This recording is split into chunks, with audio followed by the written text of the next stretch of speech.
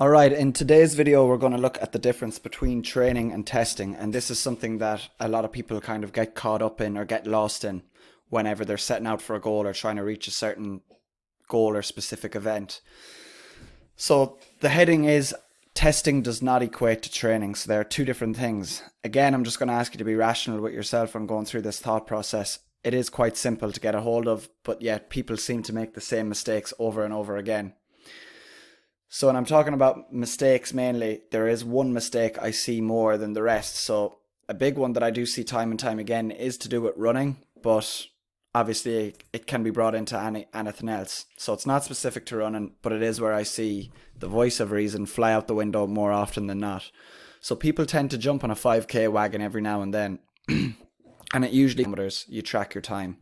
Take a few days, you go again, track your time. You see an improvement due to the adaptation. So no matter who you are, if you're going to run a certain distance for the first time in ages, take a couple of days, 3 or 4 days even, and do it again, or even a week, you're more than likely going to improve that time just from adapting that quickly. The first few times you do that, you might actually improve because your body's going to adapt to exactly what you wanted it to adapt to, which is the running. So you repeat this until you do not beat the time. So let's say you start off at 35 minutes, you get it to 33, then you get it to 32, then 31 and a half, and then you're stuck around that time. And usually when you don't beat the time, I see people either do one of two things. They give up or they continue to just try and beat time. But I ask you, where is the progression, where is the planning, and where is the reason in that? So let's break it down using some common sense. You go into a gym and you test your back squat. Your goal is to squat 100 kg for one rep, but you hit 80 kg for one rep. So being honest, you're way off the mark, 20% off the mark. Do you just go in again the next day and try go for 100 kg again? Or do you build your work capacity, build your tolerance, gain some progressive strength with the aim of hitting that 100 kg down the road? So making it a goal and creating steps to get toward that goal. So that's blatantly obvious to everyone. And if I was to ask anyone that, they would be able to explain how obvious it is. Yet, people insist on totally ignoring this when it comes to running. So why do people set out to run a 5 kilometer in 25 minutes, run it in 31 minutes, and then go out and test it again the next day with absolutely no direction? It seems stupidly obvious, but it doesn't hit home with people at all, and it seems to be mainly to do with running. So how would you break that down? People know how to break down their gym work. You know how much, if 100 kg is your goal, that's 100%. That's your one rep max. So you know, okay, I need to be able to do 70% for 10 to 12 reps. I need to make that comfortable. I need to be able to do 80% for 5 to 6 reps, etc. Or whatever it is, depending on the lift. But there are metrics to work off. It's easy to kind of build your work capacity. It's easy to see the results. With running, people tend to get very confused and just test it all the time rather than train. But everything can be broken down. So if you want to run a 5 kilometer in 25 minutes, break that down. How fast do you need to be able to run 1 kilometer in 5 minutes? How fast do you need to be able to run 2 kilometers in 10 minutes? Test those things, running those parameters, see can you hit those times. So if you need to hit 500, if you need to hit a kilometer in 5 minutes, you need to be able to hit 500 meters in 2.5 minutes consistently. So just break it down. An easy way is just interval training at those paces, making sure you're hitting those times, even faster than those times, to be honest. Because when you go to do it over a long run, it's harder to hold that pace and work from there. So by breaking this up into smaller little goals and hitting those along the way is obviously going to feed into the big picture. And the same thing goes for the gym, same thing goes for running. So it leads me into today's main point. Intensity is important when training, but it must be managed. You wouldn't see a boxer go into the gym and have a 12-round fight every day when preparing for a fight or when preparing for someone specific. You would manage your intensity. So that means you'd pick your battles. You know when you're going hard, you know when you're going easy, you know when you're going in between, you know when you're going for long bouts, short bouts, long rests, short rests, etc. You're varying it up all towards the end goal.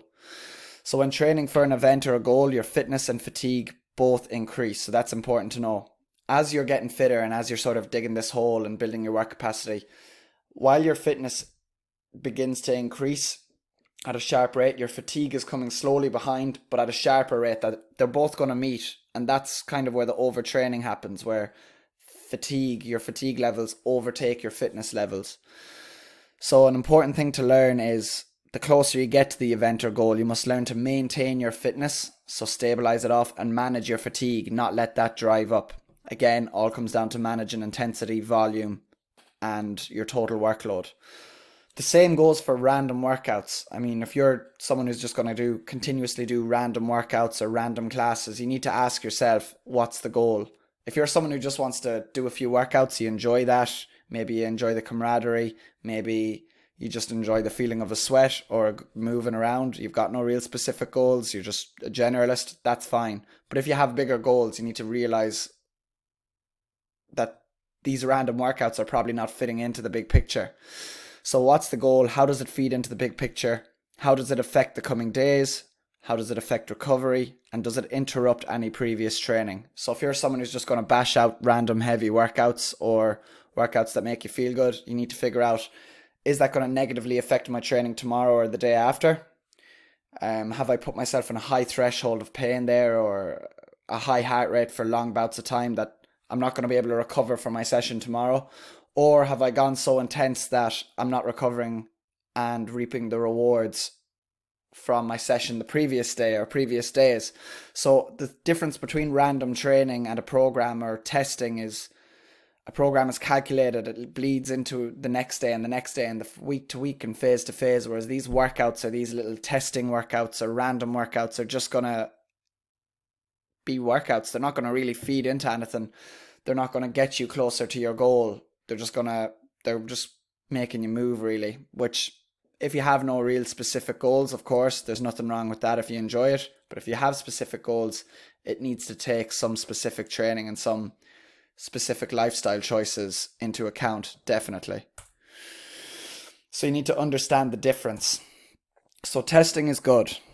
I'm not saying it's bad. I'm saying testing is good. Benchmarks are a tool, and setting your 1 rep max or setting your 5K time, putting it in the bank and coming back to it down the line is always a good way to measure progress. So it shows you clear evidence whether or not your training is effective in the long run. So if you come back in 2 months' time after doing a hell of a lot of squatting and you're a newbie and you're only squatting either the same, maybe less, maybe only 2 kg heavier, has your training been effective? Now, if you're someone who's been training for 8 years and you squat 150 kg and you go away for 16 weeks, you might be doing very well to squat 152.5 kg the next time you come back. Or what you might need to look at is, am I able to squat my percentages for more reps? So am I able to squat 150 kg for 2 or 140 for 6? Do you know? So that it is a good tool to measure. It's just, once you get this measurement or benchmark, you need to bank it and come back to it. There is a time and a place. It's just not something that is valuable when it's done frequently. Training is a bunch of small, short-term, consistent applications that bring you closer to your goal. They're measurable, comparable, and they make sense in the long run. Testing as a form of training does not make sense. So it's pretty simple. Testing should not dictate the majority of your training. And that's all it is for today. So again, mainly just running over the difference between testing and training. And I am seeing this the most in, I suppose, people who have specific goals but yet do extremely general random workouts, or people who have running goals and are just testing it week in, week out. You know, what you get in your 5K this week, next week, oh, I got this last week. But what are you doing in between? Are you building toward that? So a good training plan should bank your benchmarks, set up clear, precise goals to get towards those benchmarks or the goals you've set, and then retest again down the line. And that is all for today's video.